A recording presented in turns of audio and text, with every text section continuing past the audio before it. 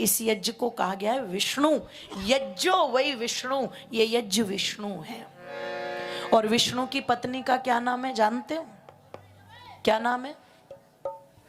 जोर से बोल दो। लक्ष्मी जी। एक दिन कहते हैं लक्ष्मी जी में और विष्णु में बहस छिड़ गई। लक्ष्मी जी ने कहा लोग मुझे ज्यादा मानते, विष्णु जी ने कहा लोग मुझे ज्यादा मानते। लक्ष्मी जी ने कहा तो फिर एक काम करो, आजमा लेते हैं कौन किसको ज्यादा मानता है। विष्णु जी ने कहा ठीक, पहले मैं जाऊंगा। कहते हैं विष्णु जी एक ब्राह्मण का वेश धारण करके एक शहर में आ गए और एक वृक्ष के नीचे बैठकर के धर्म का उपदेश करने लगे। लोगों को उपदेश इतने अच्छे लगे कि दिन प्रतिदिन भीड़ बढ़ने लगी। एक दिन उस शहर का जो सबसे बड़ा सेठ था उसके भी कानों में आवाज गई, कोई ब्राह्मण देवता आए हैं, कथा करते हैं बहुत अच्छी। सेठ जी ने कहा ब्राह्मण देवता, मैं इस नगर का सबसे बड़ा सेठ हूं, आप तो मेरे घर चलो और वहां कथा करो, मैं सबको वहीं बुलाऊंगा, सबको वहीं भोजन प्रसादी दूंगा, आप तो मेरे साथ चलो।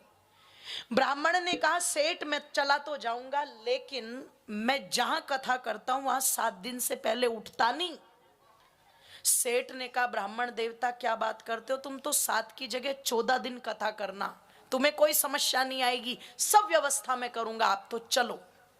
विष्णु जी बड़े खुश थे ये सोच करके कि लक्ष्मी जी को पता लगेगा कि देखो मेरे भक्तों की भीड़ कितनी है। चले गए सेठ के यहां पर कथा होने लगी। ओ मेरी माताओं, इतनी अच्छी कथा थी, आध्यात्मिक कथा, कि जैसे ही कथा का समय होता नगर की सब माताएं बहनें बंधु बुजुर्ग बच्चे अपने काम धाम को विराम देकर के सब कथा में पहुंच जाते। पैर रखने को जगह ना होती, खचाखच भीड़ रहती।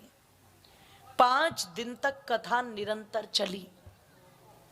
छठा दिन जिस दिन आया, कहते हैं उस दिन एक बूढ़ी माता सड़ी हुई सी साड़ी पहनी हुई है, पैरों में टूटी फूटी चप्पल है, बुरा सा वेश बना रखा है, गंदा सा एक थैला लटका रखा है, और एक दरवाजे पर आकर के एक बहन जो कथा में जाने के लिए ताला बंद कर रही थी, इससे कहा बेटी एक गिलास पानी पिला दे।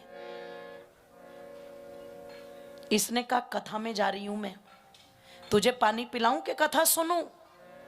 बूढ़ी औरत ने कहा बेटी कथा में भी तो यही बताते हैं कि बुजुर्गों की सेवा करो, हैं? तू पानी पिला दे, तेरी कथा तो वैसे ही सार्थक होगी। इतना बात सुनते ही उस महिला को गुस्सा आ गया, बोले मुझे उपदेश कर रही है? आ गई, पता नहीं कहां कहां से आ जाते हैं घर छोड़ छोड़ करके। अंदर गई, एक गिलास पानी लेके आई, ले मर पी ले जल्दी पानी, जल्दी कर, जाना है मुझे।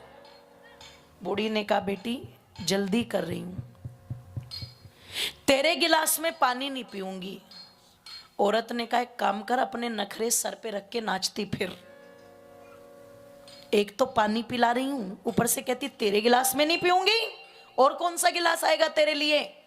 बूढ़ी माता ने थैले में हाथ डाला और चमचमाता सोने का गिलास निकाला। अब जैसे ही सोने का गिलास निकाला ना, तो पानी पिलाने वाली महिला की आंखें चुंधिया गई। क्या भाव चल रहा है सोने का? अभी 46-47 तो चल रहा है ना। तो आंखें चुंधिया गई, सड़ी सी बुढ़िया और सोने का गिलास लेके डोल रही है। इसने इसके गिलास में पानी दे दिया तो बूढ़ी मैया ने पानी पी करके गिलास वहीं रख दिया और गिलास रख करके चल पड़ी। तो इस महिला ने कहा ओ ये गिलास तो ले जा अपना। बूढ़ी माता ने कहा बेटी मेरा ये नियम है कि मैं अपने बर्तनों का इस्तेमाल करती हूँ, और जिस बर्तन का एक बार इस्तेमाल कर लेती हूँ फिर दोबारा उसका इस्तेमाल नहीं करती, उसे वहीं छोड़ देती हूँ। ओहो, कथा तो गई चूल्हे में और ये तो बुढ़िया के पीछे ही भाग पड़ी। इसने कहा माता जी सुनो तो सही। अब बुढ़िया से कहाँ गई सीधी, बोलो माता जी पर, रुको तो सही जरा एक बार। अरे वो तो मेरा दिमाग थोड़ा खराब था, पता नहीं मैं आपको क्या क्या बोल गई कथा में जाने के चक्कर में, पर मैं बहुत अच्छे दिल की हूँ, दिल की बुरी नहीं हूं मैं, थोड़ा जुबान मेरी लड़खड़ा जाती है बस। आप तो एक काम करो, मैं तो बिल्कुल अपनी माँ की तरह आपकी सेवा करूंगी। मेरी माँ भी नहीं रही थी और मेरी सास भी मर गई, सब मार दिया। बोले मेरे घर में तो कोई बुजुर्ग है ही नहीं बिल्कुल भी, मैं तो इतनी सेवा आपकी करूंगी, बस आप तो रुक जाओ, मेरे घर में ठहर जाओ। बुढ़िया आगे आगे और ये महिला उसके पीछे पीछे। अब जो मोहल्ले पड़ोस की ओर भी महिलाएं जा रही थी, उन्होंने कहा बहन कथा में नहीं चलती क्या? इसने कहा कथा को रख एक तरफ, ये देख ये देख सोने की खदान जा रही है। ओहो, जब उन्हें बताया तो वो भी उसके पीछे पीछे ही लगली। पता लगा थोड़ी देर में ये बात आग की तरह फैल गई। बुढ़िया आगे आगे और नगर के लोग, जोर से बोलो, उसके पीछे पीछे। कोई कह रहा है हमारे घर में आ जा, कोई कह रहा है हमारे घर में आ जा। अच्छा मातो, बंदराना में अगर कोई ऐसी बुढ़िया आ जाए तो तुम यहां थोड़ा मिलोगी।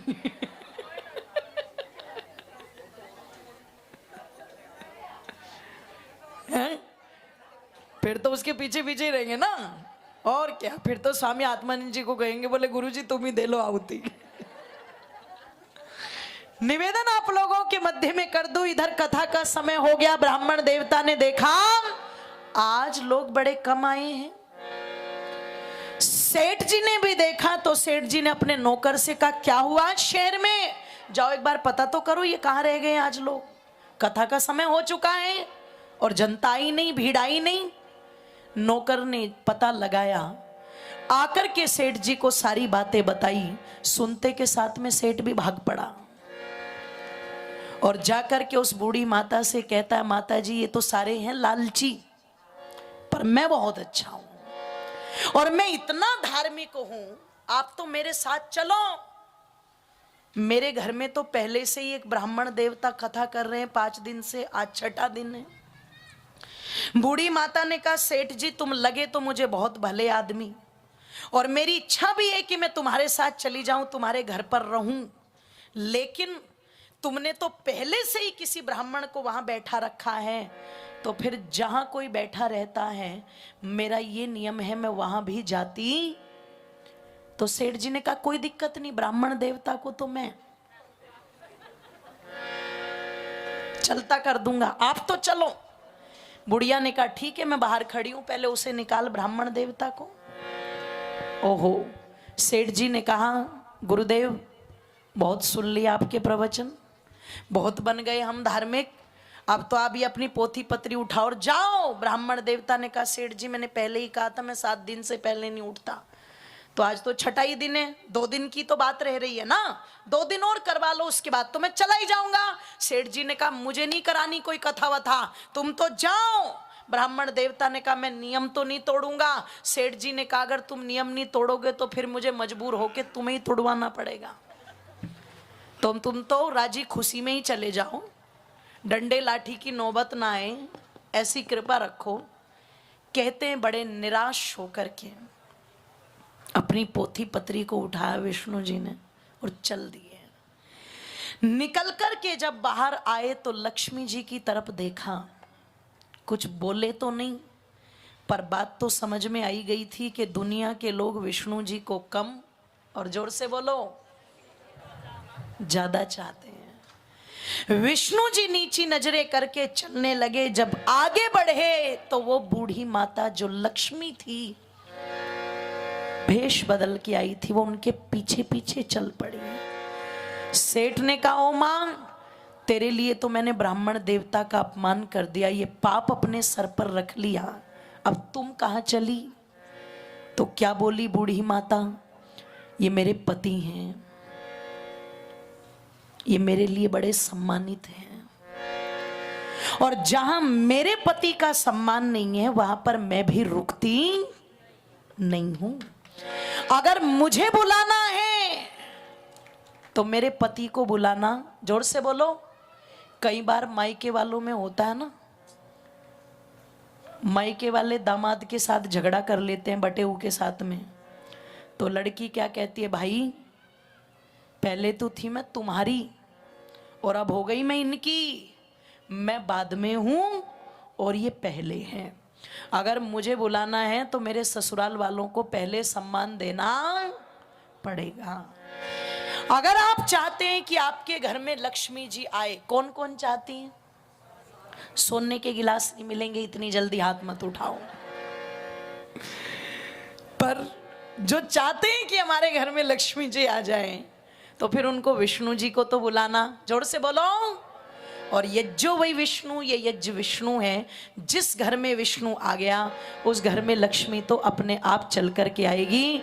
इसलिए तालियों को खोल भी देना और बोल भी देना कि जहाँ वेद पढ़ा जाए और हवन किया जाए, ऐसे ही परिवार को स्वर्ग कहा जाए।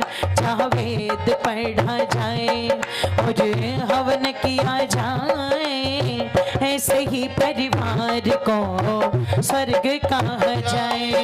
अजी ऐसे ही परिवार को स्वर्ग कहा जाए रे। जा वेद पढ़ा जाए, हवन किया जाए, ऐसे ही परिवार को स्वर्ग कहा जाए। ऐसे ही परिवार को स्वर्ग कहा जाए। ऐसे ही परिवार को स्वर्ग कहा जाए। सत्य रग रग में जिनके रमा है, खुश रहता है उनसे विधाता। सत्य रग रग में जिनके रमा है, खुश रहता है उनसे विधाता। प्रेम हृदय में जिनके नहीं है, उन्हें ईश्वर नजर दूर आता। कुछ सुहाता नहीं, सत्संग भाता नहीं, कुछ सुहाता नहीं, सत्संग भाता नहीं। जीवन पशुओं से बदतर बिताए। जहाँ वेद पढ़ा जाए और हवन किया जाए, ऐसे ही परिवार को स्वर्ग कहा जाए। जहाँ वेद पढ़ा जाए और हवन किया जाए, ऐसे ही परिवार को स्वर्ग कहा जाए। ऐसे ही परिवार को स्वर्ग कहा जाए। कर्म नेकी के जो कर गए हैं, नाम दुनिया में उनका मर गए। उनके जीवन की ज्योति से अनगिन भूले पथिकों ने पाई डगर गए। धर्म छोड़ा नहीं, नियम तोड़ा नहीं, धर्म छोड़ा नहीं, नियम तोड़ा नहीं। जीते उनके सदा गीत गाए। जहाँ वेद पढ़ा जाए और हवन किया जाए, ऐसे ही परिवार को स्वर्ग कहा जाए। जहाँ वेद पढ़ा जाए और हवन किया जाए, ऐसे ही परिवार को स्वर्ग कहा जाए। अजी ऐसे ही परिवार को स्वर्ग कहा जाए रे। जहाँ वेद पढ़ा जाए और हवन किया जाए, ऐसे ही परिवार को स्वर्ग कहा जाए। अजी ऐसे ही परिवार को स्वर्ग कहा जाए। हाँ ऐसे ही परिवार को स्वर्ग कहा जाए। अजी ऐसे ही परिवार को स्वर्ग कहा जाए। हाँ ऐसे ही परिवार को स्वर्ग कहा जाए। हाँ ऐसे ही परिवार को स्वर्ग कहा जाए। अजी ऐसे ही परिवार को स्वर्ग कहा जाए। हाँ ऐसे ही परिवार को स्वर्ग कहा जाए।